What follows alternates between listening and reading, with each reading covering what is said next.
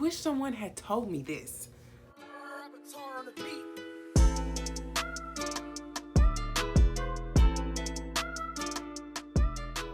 Hi guys, welcome back to my channel. I am back with more post-grad tips, and even if you didn't graduate, I'm back with more tips for life in your 20s. So don't try to judge me if my hair is sticking up. I'm trying something new, and I haven't really had a chance to, do my thizzle on this unit. So if it's sticking up or if it's bumpy, then y'all just look over it, and we're gonna keep it pushing. If you haven't already subscribed, go ahead and hit the subscribe button. I'm waiting.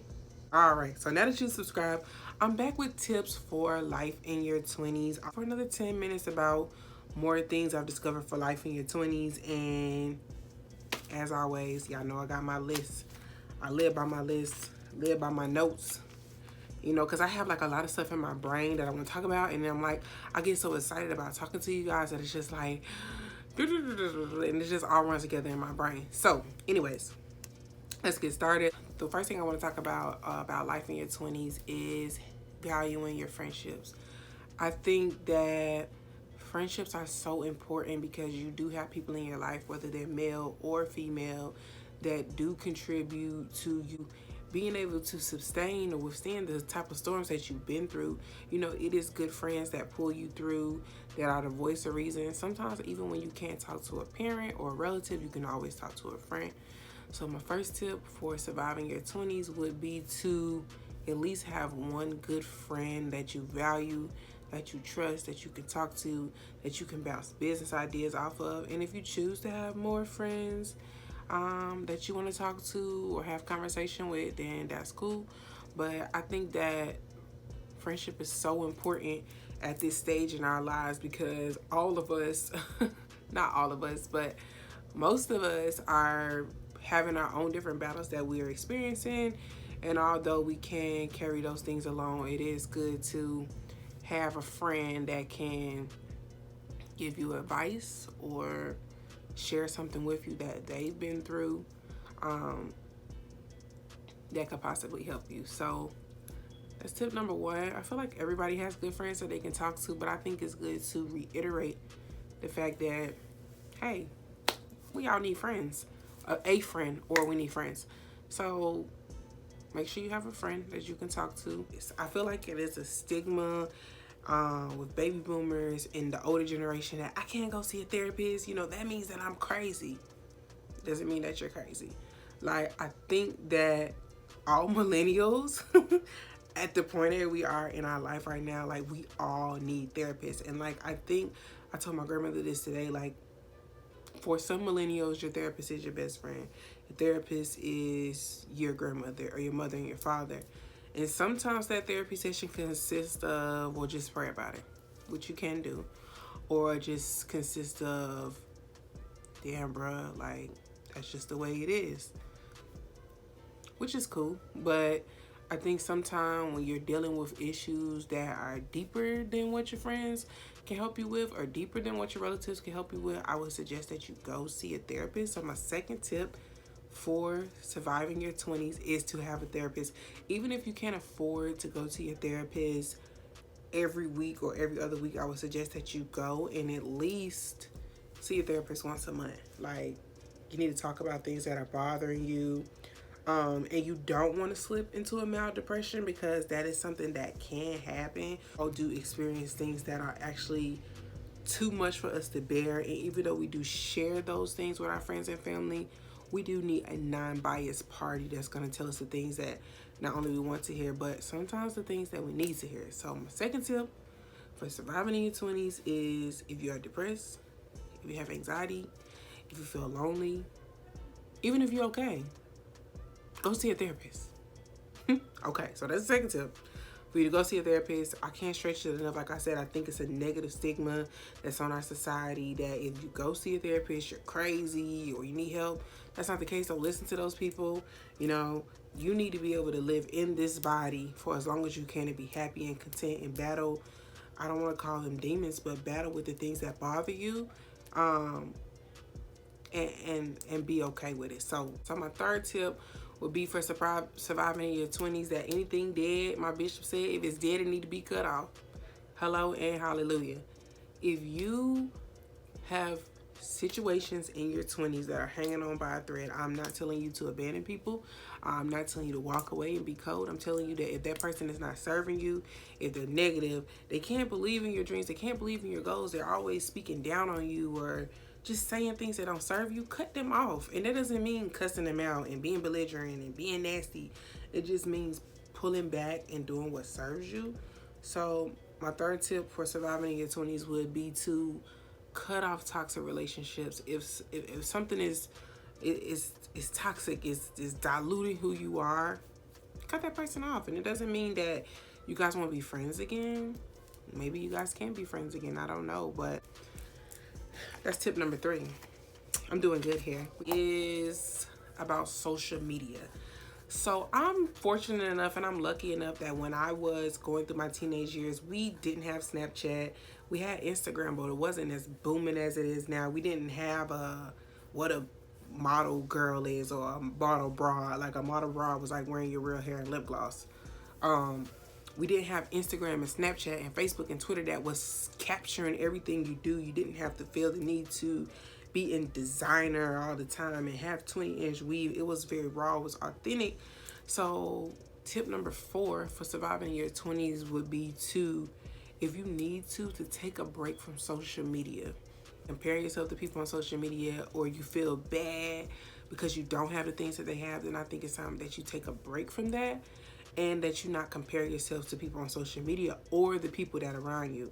The people on social media aren't going to post the times that they get evicted. Not saying they're getting evicted, but they're not going to post if they got evicted. They're not going to post if they struggle with depression.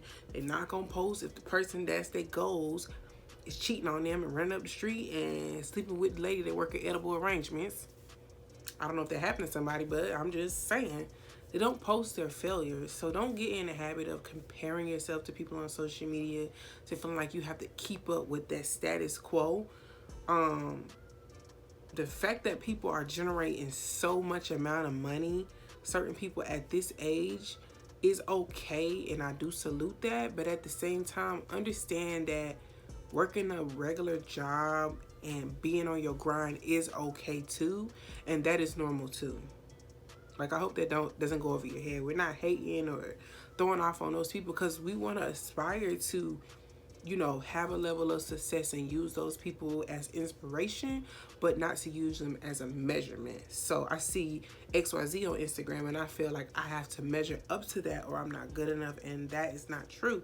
If you feel like social media is becoming overwhelming for you, to take a break from it and to notice that when you're scrolling on your phone, those people post what they want you to see. They don't post their failures. They don't post the things that they struggle with in their personal lives, because I'm sure they don't want to, broadcast that or things like that. But it's good not to compare yourself to people on social media, or take it a step further. Do not compare yourself to your friends. Never compare yourself to your friends. Never compare yourself to your relatives. Never compare yourself to your coworkers. I don't know if it's inspiration or aspiration. Having those inspiration or aspirations is good, but it's not the standard. It may take me 3 years to get from point A to point B, and I may have accomplished this. It may take you 5, but when you get there, your story and your appreciation of the grind may be different. So, yeah, don't forget that. Next thing we'll talk about is dating. And I know I'm flying through these topics, but like I said, I'm trying to get this in 10 minutes. I need y'all to know that this stage in your life can be very confusing. Do not place yourself in situations that cause you emotional trauma. If you just want to date the date, then do that. I'm not saying to bop off in the city.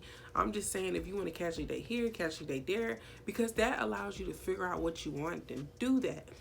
But if you see yourself getting attached to someone and that person doesn't want the same things that you want, do not cause yourself emotional damage.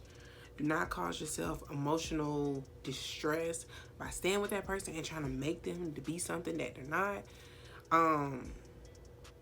You have to understand that certain things, like when dating at this age, you have to be very clear about what it is that you want. And if you're not sure what you want, then that means you need to go work on yourself. I don't know what I want. Okay, so that means you need to go ultimately, like Megan Good said, don't pray for a good man. You need to pray that you're a good woman for yourself, because really, dating at this age, meaning that you love yourself first. You have to love yourself first, and then once you love yourself first, then you can give love to someone else. So my suggestion as dating in this age would be you can casually date around. I ain't saying bop off in the city. I'm just saying casually date to figure out what you want.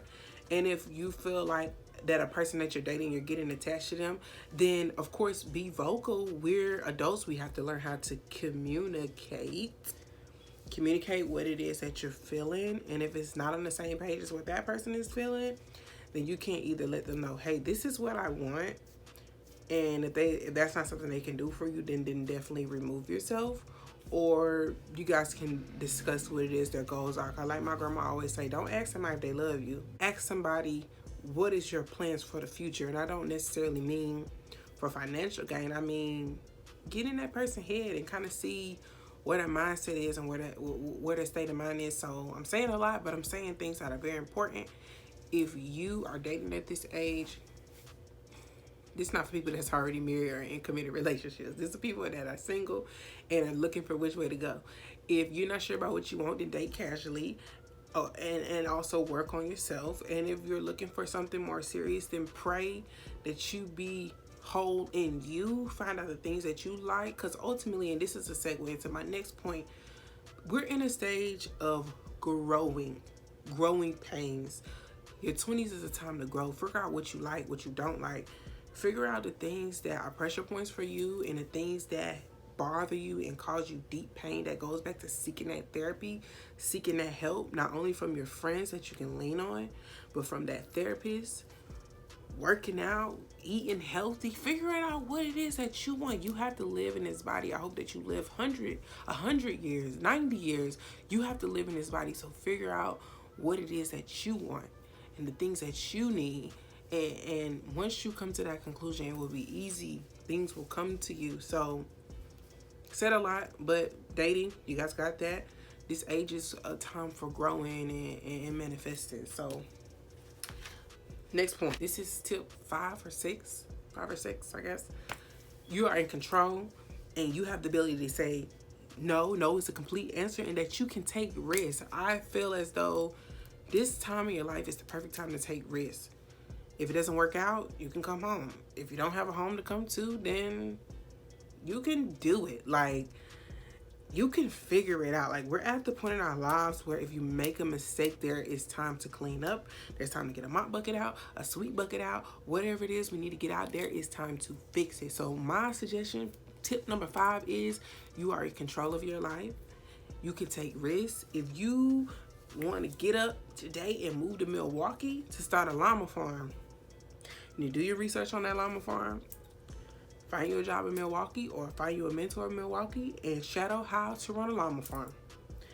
If you want to start a hair company, I ain't telling you to quit your job now, because remember, like in my last video, I told you 9 to 5 pay the bills, hustle on nights and weekends because really a boss got multiple streams of income. Let's not forget that. But anyways, you are in control of your life. Take risks. If you make a mistake at 26, you could clean that up, and at 36 or even at 32, you can make up for those mistakes and fix the things that have been obstructed. So I'm saying a lot, and I keep saying that, but I want it to resonate and permeate and get in there that you are in control. It's okay to take risks, and you're in control of your life. I'm not a motivational speaker. I'm not any of that, but I want it to be clear that, like, you can do this. Like, I feel as though we get discouraged and we get down, and it bothers us when we are not where we want to be. But like I said before, we are growing. We're in a stage of shifting. Like, literally, I forgot the name of this YouTuber that said it, but like, literally, we spent our whole lives being kids, and now, like, you're not a kid anymore. You're a young adult, and like, nobody really prepared us for that moment where we kind of switch over, but like, it's doable. Like, just how you went from elementary to middle school, you're like, dang, I didn't know I could, you know. And you went from middle school to high school, and you went from high school, if you went to college, or your next step, and every time that you went to that next step, you was able to do it. So I said a lot, but yeah, you can do this. Create your own reality is tip number 7. You know, I know we live up here a lot of times, so don't really live in your head. Don't overthink it. Don't let anxiety take you over. Like, you can do this. Accept yourself right where you are, big or small. If you're skinny and you want to gain some weight and get thick, then do that. If you're big and you want to lose weight, then do that. But you can change. If that's what you want to do, then do it. Like, but accept yourself. Accept that you are tall. Accept that you are short. Accept, I'm not talking about being content and complacent. I'm talking about the things that are you. You know, accept your red hair. Accept your big smile. Like, have confidence in the things that you do and accepting yourself, because that bleeds tip number 7 or 8. And it's our job to play that hand. And it's not a right or wrong way to play the hand. It's just that whatever you've been given, just to take it and do the best that you can with that hand. This phase is about discovering you, which, like I said, what you like, what you don't like. My suggestion would be, I'm gonna try to put it in the description box. I think everybody should read Taraji P. Henson's book. Although everybody doesn't want to be an actress, it was like inspirational, and it's a good story about just thriving and just going after the things that you want. I know this was fast, and sometimes I get so excited that I like talk really fast, but you can do this. Life is not over for you. Like, the best is yet to come. Like I said, I'm not a motivational speaker. I don't claim to have all the answers, but I know that a lot of these tips that were given to me from other people that I know that are older than me, it worked for them. All of these tips I apply to my life, and that it works for me. So I would encourage you to stay positive, and everything is gonna work out. Trust me. Well, I'm not going to tell you to trust me, because I want you to trust yourself and know that you can do it and that you can make it. So go ahead and like, share, and subscribe, and I'll see you in my next video. Bye, Glitter Gang.